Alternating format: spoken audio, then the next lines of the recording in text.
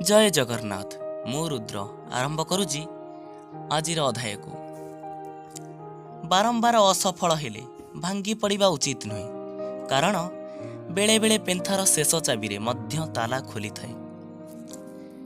सत्य एक एभली धन जहाको प्रथमे खर्च करने पड़ी थाए आउ सारा जीवन आनंद पाई थांती।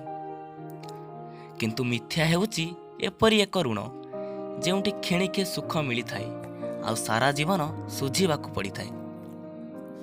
लोक माने कहती जे किए आम जीवन रु चली गले आम जीवन रही पारेनी, किंतु सत्य यह जे हजारे लोक आसिले भी सेही लोकर जगह केही नहीं पारंती नाही। महुमाछी अनेक परिश्रम करी महु संग्रह करि थाए, किंतु लोक आसी फेणा भांगी महु नहीं जाती। भोग न करी बा दान न देई बहु कष्टरे धन संचय कले ठीक यहीपरि अवस्था घटी थाए। समुद्र तो समस्तंक पाई समान होइताए। सेठारे किछि लोक माछ खोजी थांती तो अन्य किछि लोक मोती खोजी थांती, आउ किछि लोक बुड़ मारी थांती तो आउ किछि लोक पाद मध्य धोई थांती। पाप आपणक चिंतारे होइथाए, शरीर रे नुही।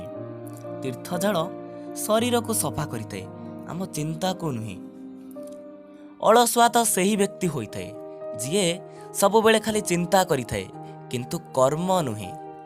केही जणे कही अछि जे पदिए कथारे भांगी पड़ंतु नाही, कारण आपणक जीवनर पथ अनेक लंबा। एही जीवनर मझिरे अनेक कंटा आसी पारे, किंतु एही पथ को आमकु साहसर सहित सामना करिवार अछि।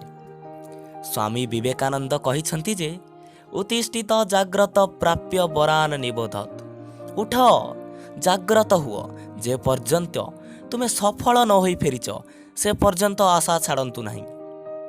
मने पकांतु थरे डॉक्टर अब्दुल कलाम को बाणी को, जीवनर सबु समय को साहसर सहित सामना करंतु। जदि अतिक्रम करुछंती तेबे निश्चिंत सफल हेउछंती, किंतु जदि हारी जाउछंती तेबे मन दुख करिबार नहीं, कारण आपण साहसर सहित सामना करिथिले। मने पकांतु थरे सुभाष बोस को बाणी को, आपण आपणकर भावना को एबे ठारू ही बंद कर दियंतु एवं आजी ठारू कर्तव्य पथरे लागी पड़ंतु। सफलता मिलिबा निश्चिंत। रहिली बंधुगण, जय जगन्नाथ। पुणी आसीबी आउ गोटे एपिसोड नहीं। बंधुगण, जदि मो चैनल आपनकु बा वीडियो आपनकु भलो लागुची तेबे दया करी मो चैनल टी को सब्सक्राइब करि नियंतु।